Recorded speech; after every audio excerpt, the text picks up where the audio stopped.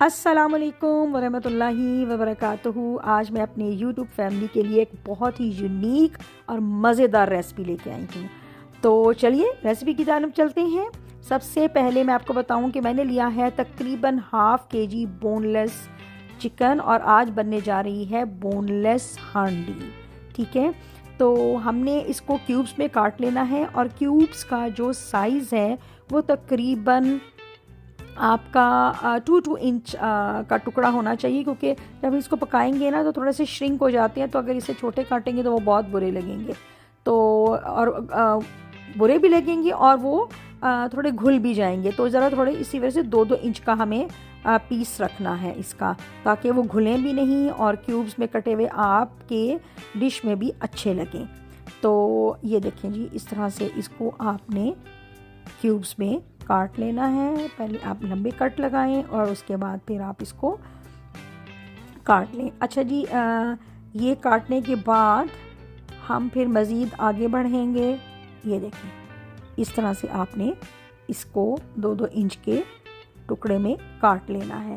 اب ہم چلتے ہیں انگریڈینٹس کی طرف۔ ½ ٹی اسپون نمک، اور ½ ٹی اسپون سرخ مرچ، ½ ٹی اسپون سے بھی تھوڑا کم ہلدی، ½ ٹی اسپون زیرہ، ½ ٹی اسپون ہی سوکھا دھنیا پسا ہوا، ½ ٹی اسپون زیرہ، ½ ٹی اسپون سے بھی کم کالی مرچ، کوٹی ہوئی لال مرچ ½ ٹی اسپون سے کم، اور 1 ٹی اسپون آپ کو چاہیے اس میں کسوری میتھی، اور 1 کپ کریم، اور 1 کپ ہمیں ٹماٹر چاہیے، اور ساتھ ہی ہمیں تقریباً ½ کپ جو ہے وہ اس میں آئل ڈالنا ہے۔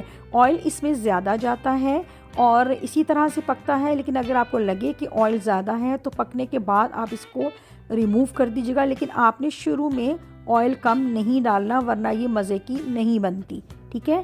تو جیسے ہی آئل جو ہے وہ گرم ہوگا میڈیم ٹو ہائی فلیم پر، تو ہم اس میں چکن ڈال کے اس کو فرائی کرنا شروع کریں گے۔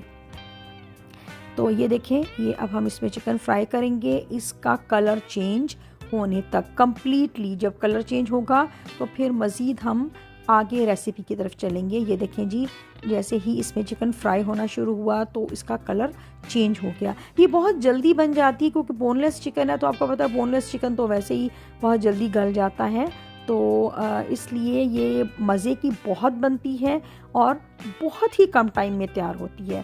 تو اب یہ دیکھیں جی، اس کا یہ کلر چینج ہو رہا ہے، اور آپ یقین کریں کہ جب آپ کے گیسٹ یا آپ کے گھر والے اس کو کھائیں گے تو یقین کریں وہ انگلیاں چاٹتے رہ جائیں گے، اتنے مزے کی ریسپی ہے یہ، اینڈ آئی ایشور یو کہ یہ بہت مزے کی بنتی ہے۔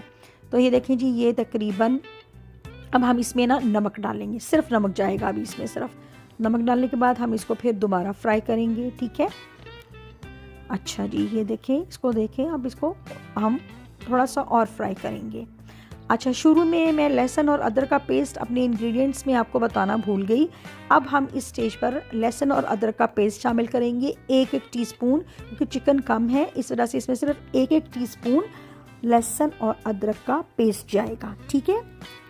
اب ہم اس کو پھر مزید اور فرائی کریں گے۔ یہ دیکھیں جی، اب یہ تقریباً کمپلیٹلی اس کا کلر چینج ہو چکا ہے۔ ایٹ دس سٹیج ہم اب اس میں یہ ٹمیٹو پیسٹ ایڈ کر دیں گے۔ ٹمیٹو پیسٹ میں نے جیسا کہ پہلے آپ کو بتایا تھا، یہ تقریباً 1 کپ ٹمیٹو پیسٹ ہے۔ میں نے تقریباً 1 بڑا اور 1.5 ٹماٹر میں نے اس میں بہت بڑے سائز کے تھے تو وہ میں نے لیے تھے، اور میں نے اس کی پیسٹ بنا لی اور میں نے اس کو رکھ دیا۔ اچھا جی، یہ دیکھیں، اب یہ پکنا شروع ہو گیا ہے۔ اس سٹیج پر ہم اس میں باقی تمام مسالے بھی ایڈ کر دیں گے، ٹھیک ہے جی، اور پھر اس کے بعد ہم اس کو پکنے کے لیے رکھ دیں گے۔ یہ جناب سارے مسالے ایڈ ہو گئے، اس کو ایسے آپ ہلا دیں، اور اس کے بعد اس کو اوپر ہم اس کا لڈ واپس رکھیں گے تاکہ یہ اس کو پکتا رہے۔ اچھا جی، یہ دیکھیں، یہ مزید اب اس کا پانی خشک ہونا جا رہا ہے، اور یہ بس خشک ہوتے ہوتے ہی یہ چکن گل جاتا ہے، ٹھیک ہے۔ تو آپ اس کو بہت زیادہ ٹائم نہیں لگتا، ہارڈلی آپ کو یہ کھانا بنانے کے لیے 10 سے 15 منٹ میں لگیں گے. ٹھیک ہے، یہ دیکھیں جی یہ آئل سیپریٹ ہو گیا ہے. جب آئل سیپریٹ ہو جائے گا تو پھر اس وقت ہم اب اس میں کریم ایڈ کریں گے. یہ دیکھیں بالکل آپ کو سائڈوں سے آئل نظر آ رہا ہے نا. اب یہاں پر ہم نے ایٹ دس اسٹیج ہم نے کریم کو ایڈ کر دیا. کریم کو اچھی طرح سے اس میں مکس کرنے کے بعد ہم اس کا لڈ پھر لگا دیں گے مزید اور آئل سیپریٹ ہونے تک. یہ دیکھیں اس کو اچھی طرح سے اس طرح ہلا دیں اور اس کے بعد اس کو پھر پکنے دیں جب تک آئل سیپریٹ نہ ہو جائے. اب ہم ویٹ کریں گے، میں آپ کو دکھاتی ہوں.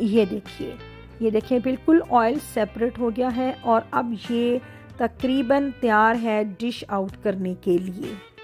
لیں جی یہ ڈش آؤٹ کیا ہم نے اور ایک پیاری سی چھوٹی سی کیوٹ سی کڑاہی میں نے اس کو ڈال دیا اور اس پر گارنشنگ کی ہم نے ادرک اور ہری مرچ اور دھنیا کے ساتھ. یقین کریں بہت مزے کی ریسپی اور آپ کو بہت پسند آئے گی. اوکے، اللہ حافظ.